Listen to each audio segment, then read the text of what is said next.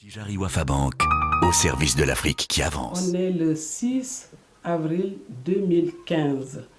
Donc, Fonaka Fatigiat, nous les Koseka Kujole Kati la journée de la femme, délégation, et nous kanum, Begyo, Bek et Saf, Kumarenaku, quand nous choisissons Finkin en assemblée comme d'habitude, Mama Sane, qui est Madame Goudjabi Mama Sane, et Madame Djidjou, Oumi Sane.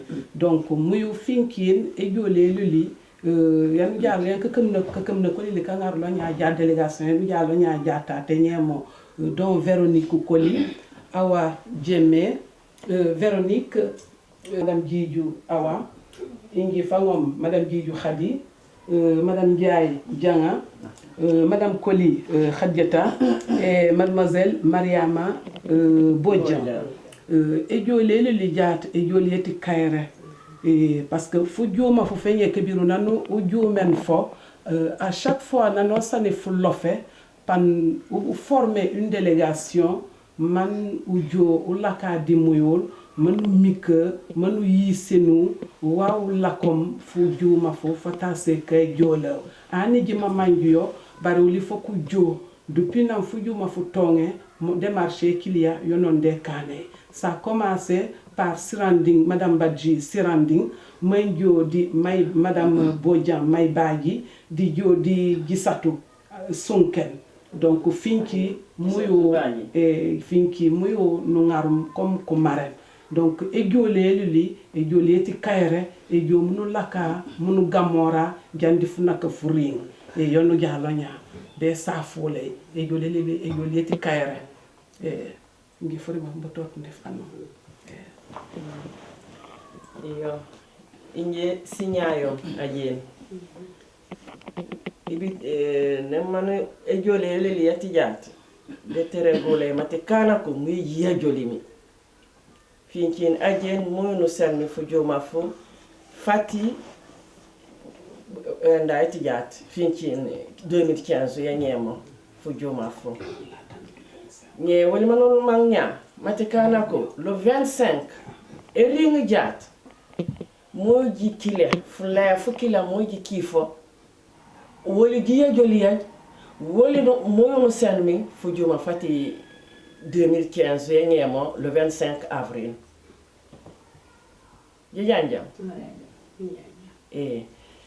mate fujuma fu fenyemo woli no mangja jirinja digi sanken mangire bokana kwa ki man fujuma fu fe fujuma fu fe fati mambi wala ku seka ku jole ko unena takon o manja matinu bajaba fujum fati le fati sinjang le fati bayla le fati boke wala ku jole ku buro unena tin takon manu ngolen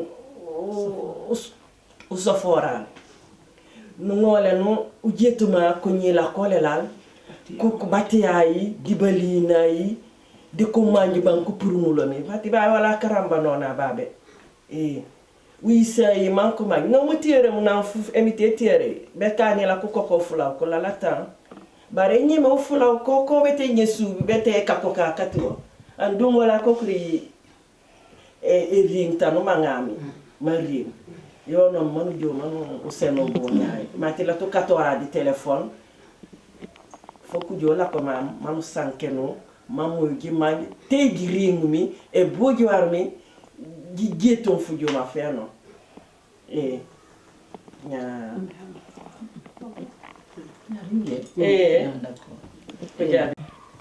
voilà man nag maa ngi leen di nuyu yéen ñi toog fii tey yéen ñëpp boo gisee tey nag ñu ñëw teew fii di wax ne dañoo am mbégte ak kontaan ci toog fii di wax suñu ñaari ndey yi ne ñu ngi leen di jaajëfal bu baax a baax di leen wan ne jigéenu Joolaay fi nekk yëpp seen xol yi yëpp tourné nañu tey ji choisir leen ne ñooy nekk suñuy marraine journée femme Joolaay waaw boo gisee aussi tey man ma jël parole bi di waxu olof c'est pour que tey kuy seetaan cassette bi mu mun a comprendre ne journée bi du Joolaay rek ñoo ko moom mais Sénégal jigéenu Sénégal yi yëpp tey xaj nañ ci journée bi moo waral tey ñëw toog fii di won suñu ñaari ndey yi ne liggéey bu ñu liggéey ci dëkk bi fii Paris gis nañ ko moo waral tey ñu sargal leen journée bi bu Joola bi. Je dis que je vais pas être long parce qu'on répète la même chose. C'est vraiment un honneur pour nous de venir les voir pour qu'elles représentent vraiment la femme Diola. Moi, ce que je vais dire, c'est pas pour dire que c'est grâce aux gens. J'entends beaucoup dire on fait ça pour Baïla ou on fait ça pour tel. Non. Si on dit la femme Diola, c'est la journée de la femme Diola, mais tout le monde, toute femme sénégalaise, elle est invitée. Mais c'est la journée de la femme Diola. Ça ne veut pas dire qu'on a exclu les autres. Non, c'est pas exclu, c'est tout le monde peut être là pour écouter parce que tout le monde peut apprendre beaucoup de choses ce jour-là. Voilà. Je me remercie pour pour présenter Tatou. Voilà. Pour le 25, il faut que je me pour manu umikari moyo mati fly fu fe moy nu sen mi fu kefu moy nu sen mi fu joma fu voilà e je joli ay fan mati ende fu joma fu fe e pour ku ñila ko la wala fan la du so fora buron ku ñila ko so for ku manjor voilà pour mon top frère voilà.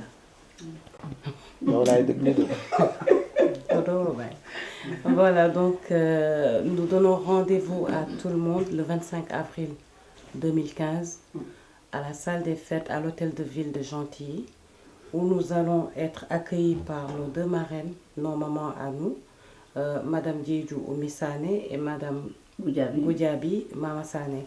Ces femmes, elles ont été choisies parce que pour nous, elles seront nos guides. Elles sont déjà des guides, mais elles seront nos guides particulièrement ce jour-là. Et en fonction de leur âge, de leur parcours migratoire, elles ont été choisies. Nous souhaitons que les gens viennent parce que le thème est assez intéressant. C'est le thème de l'ouverture et de la transmission en milieu Diola. Dans la matinée, on aura une immersion dans les cultures Diola, donc il y a un accueil des invités. Mais en moment phare aussi, ce sera l'accueil des marraines qui se fera à 10h30 pour les accueillir, pour qu'elles puissent justement faire un témoignage sur leur parcours. Le thème de ce débat sera animé en fait par Ablaye Cissé, qui est journaliste, que vous connaissez bien. Et on parlera surtout de la place des femmes, de la femme dans son foyer. Les trois pierres du foyer, comme on dit chez les Diola, Furumbenef, Disinkamas, pour le dire en Diola. Et ensuite, il y a une séquence de détente et repas, un partage convivial. Dans l'après-midi, nous avons, comme d'habitude, une prévention santé, parce que la santé, c'est notre capitale, avec le docteur Cheikh Tidiane Koli, qui est pédiatre, qui viendra avec son équipe. Il y aura le thème du genou féminin par le docteur Tizal Hubert, qui est médecin du sport, et la drépanocytose qui sera animée par le docteur Foïs, qui va animer la drépanocytose. Nous aurons aussi, pour cette occasion, un forum avec l'association de lutte contre la drépanocytose ici en France. Donc le rendez-vous est pris pour le 25 avril 2015 à l'hôtel de ville de Gentilly, 14 place Henri Barbus, 94 250 Gentilly. Le thème de cette journée, ce sera ouverture et transmission dans les cultures Diola. Nos marraines, qui sont Madame Diédhiou Oumy Sané et Madame Goudiaby Mama Sané, seront là pour accueillir tout le monde parce qu'elles ont été choisies pour être les guides. Elles sont nos guides à nous, nos mamans.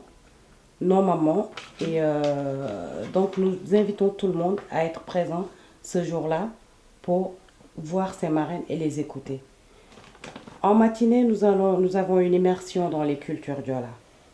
D'abord, il y a l'accueil des invités à 9h, exposition produits locaux, projection film. Mais le moment le plus important dans la matinée, c'est à 10h30, l'accueil traditionnel des marraines.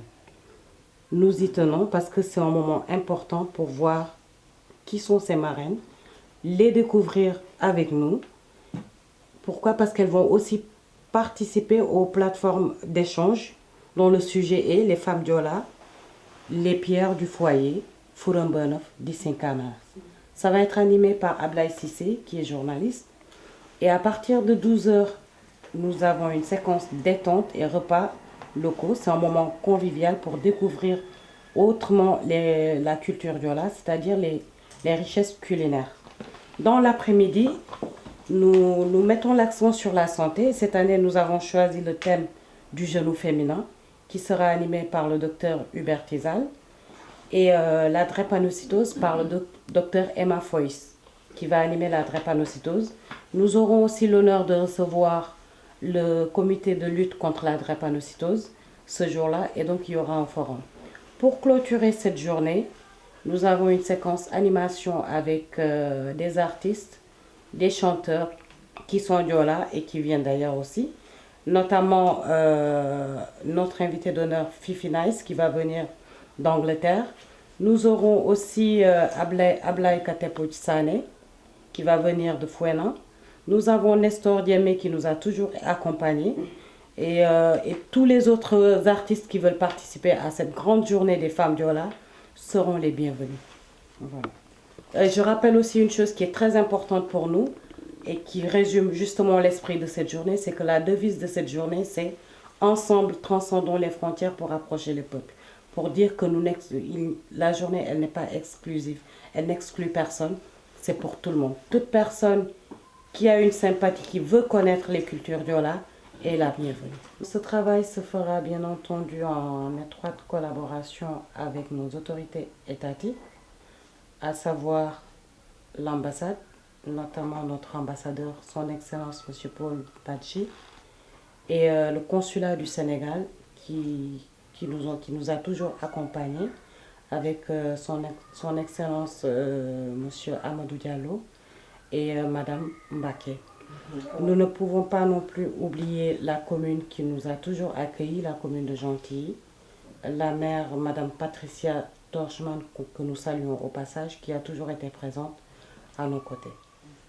Bon, ni se saf ni la ka jalo nya bere juk mu folu ma moli jomuri ko duwo wan jomire tem te kambem te rambenu di basemba rete sini la sursi ju kunyi la kan kaya bo minyam te kambi ku yabur ko sumay kunyi la ko reisi anyi la lekor ma baj me tay lam te kambe reisi useka ko wanji te nya ni kontan parce que wax wonu manje ko bindi signay la di kampola ko bin manu bajali nyonga ye be la ko bom o lawri mu la babe o la ko ku yekone mte kambi ka jamora ko bajo wanu la rumi berenge say mbu bajao o la burum do la kammi Europe mte kambu bajao o kebu woni badimi ko duwa u bajale sal mo wono so sumo la minu kanaro ndiyo ni do mte kambu bajayo e sala yo la bajayo hani kajo mai kane fet kajo mu malai kane fet mte kambu bajayo